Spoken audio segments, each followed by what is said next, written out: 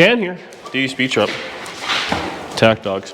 So it's Bear Jackson's just been going on, and you know, it always makes me think, because no matter what it is, people are either saying cars are worth nothing, all the old guys are dying, and they're valueless, or how do you find cars for so cheap?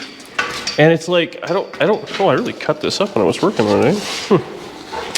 Anyway, I don't really understand how it kind of works there. So I think there's so much opportunity out there for cars right now. I feel like it's more than it's ever been.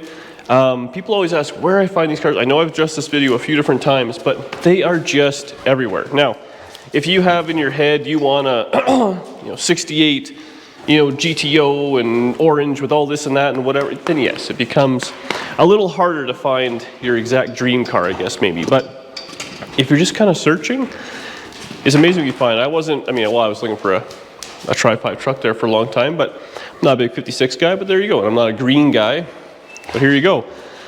Monte Carlo I didn't know was on my want list, and in green to boot, but here we go. And for a few $1,000s, you get kind of a runner driver. Now, is it a Chevelle? Is it a Camaro? Is it a whatever? It's absolutely not. And it's never going to bring the value of a Chevelle. But I mean, you know what? This is going to drive the same as a Chevelle, as a Skylark, as an Oldsmobile, as a Cutlass, something like that. Get in there, see what you can. If you buy smart, you can't really go all that wrong. Now, that being said, some of the cars at Bear Jackson, I would love to go one day. And one of these days, we will, and maybe bid. One bid. We'll do one bid, the first bid, so we don't have to buy it. But some cars, man, I tell you, we're going for big bucks. Like, they're like nice cars, like Nomads with, custom chassis and all that. Are going for 200, 250 grand, stuff like that, which just seems so crazy to me. And then other things seem like they went really reasonable. And I was talking to JF there, because he, Killer Customs, he knows his deal, but he was saying that's how it goes. You never know what's going to happen there. But everybody always says, Franklin, everyone always says, like, the old guys, Tri-5, stuff like that, is just dying. But there was like hard tops going for 100 grand. There was a 57 Chevy, like a gasser. It was nice. It had like a whole chrome front end, straight axle. I think it was for 120 or 125 grand or something like that. Like, crazy. Now it had a crazy motor and all this and that in it, but still, it's just, people have money. And I wonder if, I guess the really nice stuff goes for big bucks, but then the some of the driver things went for quite a bit less. If you wanted like a square body Chevy truck or Suburban or something like that, a lot of those are going for like 20, 30 grand. Look pretty nice. Now I realize the auction, you never really know what you're getting there. It always looks nice under the lights, and after you've had a few drinks, I'm sure they come off looking pretty fantabulous. But there's a lot there. JF got a 69 Z28 Camaro for 50 grand. The cheapest Camaro I've ever seen was 20 grand here, and it was that one that was in an accident that had no motor in it. So that was 68, so arguably not quite as nice as 69, but such is life. These guys are idiots. Anyways, just makes me think that there's still, oh my God, there's still lots of cars out there. Steve, you're embarrassing yourself on live TV. There's still lots of cars out there. I mean, if you can accept the fact that you don't want the cream of the crop, this is more than available. Well, one of the things that we talked about when we were talking about Bear Jackson was that, is it that the cars don't exist anymore, or have they just gone up so much in value that they are now out of the average man's price range? Well, I definitely think, Franklin, that's my foot. I think the fancy stuff, the nice stuff, the original stuff, it is expensive because everybody knows what it is. It doesn't take that much effort. Maybe we shouldn't have brought the dogs out for this, eh? That they're everywhere, and now people know what they're worth because of the internet and stuff like that. So it's hard to find. But I mean, that being said, the 1 or 2 owner Monte Carlos, the base model bench seat, 350 automatics, they're available. The big block 454 SS's, they've always got a premium. Even at the lowest of the low, they were still money. That being said, some of the Dodge stuff seemed like it was pretty reasonable too. Like, I mean, still big bucks, but it was coming around. Like I don't know. dodge, and reasonable in the same sentence? For me, so I guess people always say, oh, you know, the bottom's going to fall out from under it and stuff, and I don't necessarily think that is the case. I think it has its high, and then it has its low, and then it kind of levels out where it's going to be. I mean, I hope, anyways, that old cars like this will always be a thing, just because I want to keep buying them and working on them, and if the demand dries up, well, then the parts will, and all that sort of stuff as well. So it's one of those things, you get a cheap car because no one wants it, well, then guess what? No one's going to make parts for them and all that, then it becomes a pain to deal with. Franklin, don't eat the floor dry. It's not good for your diet of cheeseburgers. But, I mean, that's just kind of how it is. I think it's going to be what it's going to be. You kind of keep looking. I've been hearing for 20 years that these cars are going to be valueless. And every year, I mean, there's some, you know, some days, some years, some weeks that are better than others. But overall, they're going up. Like, I think I paid $1,500 for my Monte Carlo 20 years ago in better shape than this one. This one was twice as much in a worse shape. That's just kind of the way it's going to be.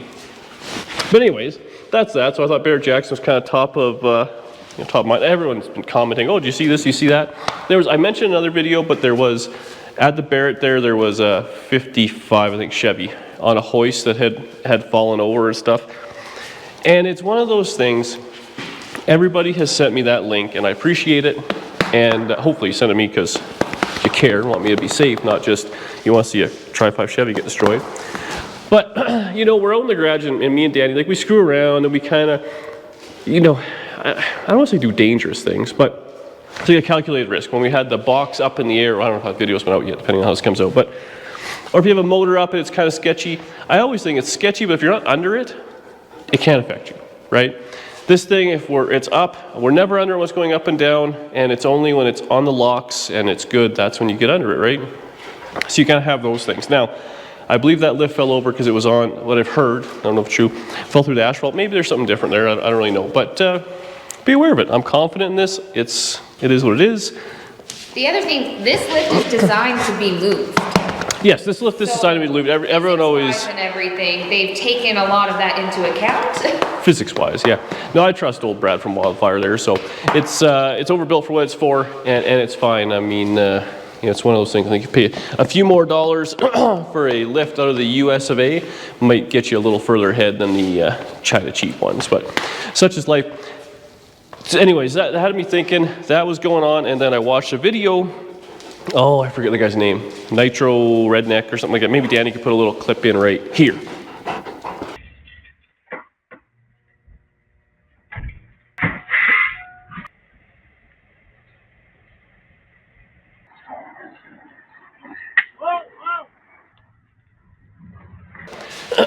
And it was a guy who was working in his garage, and in like a early 2000s Chevy truck. I mean, he's just doing what he's doing. Some spark happened, and there was fire, and it was happening in a hurry. The guy didn't have Franklin. That's the danger zone. He didn't have a fire extinguisher. He didn't have a fire blanket. He didn't have whatever you want to do. And even the comments, he said, you know what? That is what happened. I'm an idiot, basically, and I'm not going to do one more thing in that shop until I have fire extinguishers and all that sort of stuff. And we've been fortunate. We've never had a significant fire. Hey, I've burnt interiors and stuff like that. We joke around and all that sort of stuff. But overall, we've done pretty well. And that is another one it's big deal. So I mean, I know we joke around, but we do have fire extinguishers, and I have 4 fire blankets everywhere. There's fire extinguishers in the car. There's fire extinguishers in the house, right? The second you walk in the door, like all those things. Now we have water out here even. So it's one of those things that, you know, maybe learn from someone else's mistake. It can happen in a hurry. We're also in a situation out here, we're typically working on cars that are fairly far apart, that don't have, frankly, quit being so annoying, fuel in them. So that's obviously, if there's no fuel, you don't really got to worry about a lot of stuff. So that's, I mean, this is the only one that actually has any gas in it, and it has, you know, very little. Everything else obviously doesn't. But if you're welding and stuff like that, don't just shut her down after. Take a little bit of time. You know, we were doing quarter panel work, and you start working on these old cars, they have that old undercoating and stuff like that, can start smoldering and all that sort of stuff. Just really, I can't stress enough, because I don't want anyone's shop or anything to burn down. That is a terrible thing to happen, and ultimately it could be a whole deal with insurance, and I don't know how it works for you guys, but is the car insured, is it not? Is the house attached to your garage? All those sort of things can be bad. So I think another thing to remember with that too is like, if you live with any people or like if you're close with your neighbors, tell them where this stuff is as well. And like, if there's a process you would do, right? Like, I think we talk about it pretty often. Like, if something's on fire, put a fire blanket on it.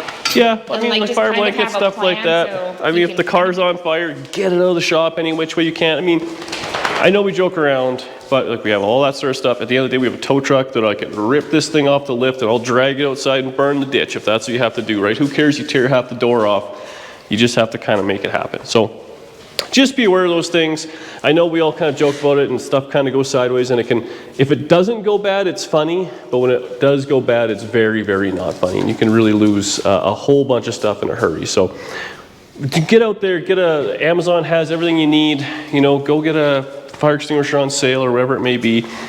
It's worth having, and yeah, that's it for there. Thanks for watching. Make sure you leave a comment below. That was just kind of a quick one, but I wanted to address those 3 things right quick. So I think it's important for everyone to know what's going on. And get out there and buy an old junky hot rod. You don't have to be a Bear Jackson spending all your hard-earned money. You can spend, 1 mortgage payment and get this junker. See you on the next one.